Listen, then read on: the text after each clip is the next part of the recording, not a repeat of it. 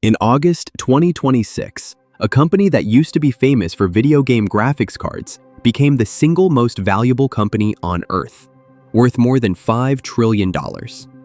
Getting there took a decade-long war for control of the most important technology on the planet, the chip.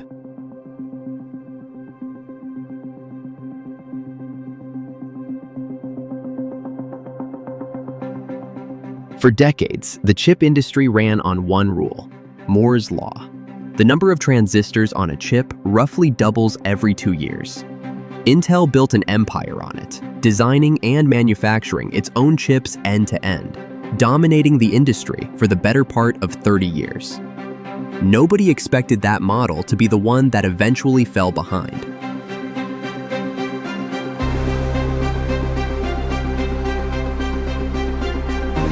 In 1987, a company in Taiwan tried something nobody else was doing.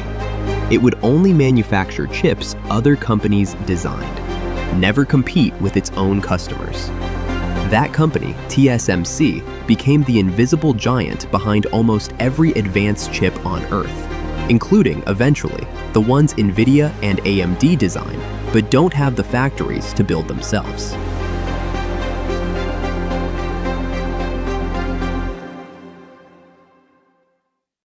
Nvidia spent years making graphics chips for video games, until researchers realized those same chips, built to do millions of simple calculations at once, were also perfect for training artificial intelligence.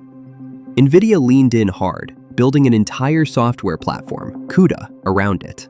By the early 2020s, it wasn't really a graphics card company anymore.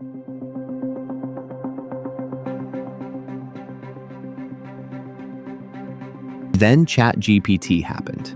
Every company on Earth suddenly wanted to build and train its own AI models. And every one of those models needed thousands of Nvidia chips to do it. Demand exploded faster than anyone could manufacture. And the company selling the shovels for this gold rush became almost unimaginably valuable.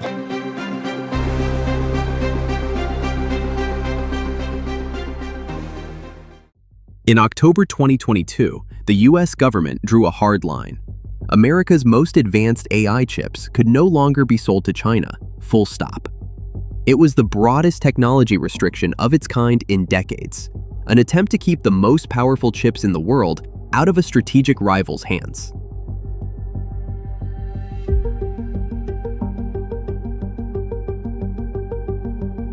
"11 months later, Huawei released a phone with a chip nobody thought China could build yet, 7 nanometers, manufactured domestically by SMIC.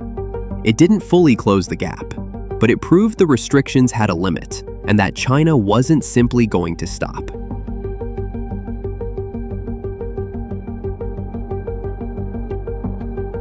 Then, in January 2025, a Chinese lab called DeepSeek released an AI model that performed close to America's best.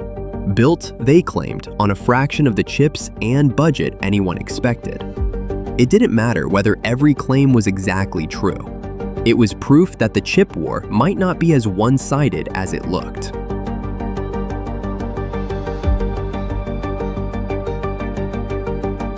The rules kept shifting. In April 2025, the license for Nvidia's China-specific H20 chip was revoked entirely.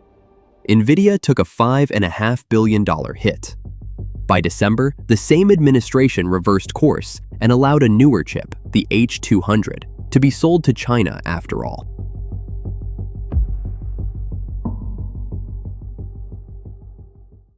In January 2026, regulators tightened the rules again. This time, judging chips case by case, by raw processing power, not by a simple list of what's allowed. The war isn't over. It just keeps changing shape, deal by deal, chip by chip.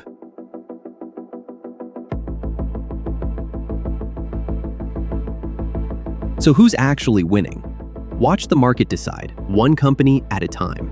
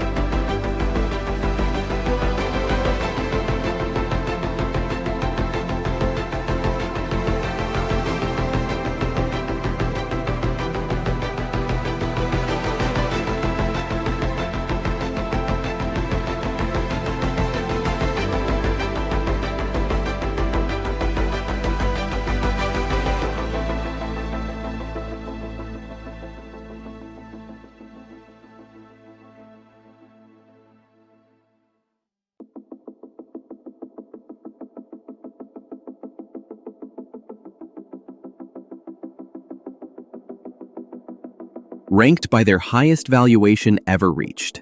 This is who came out on top of the chip war so far.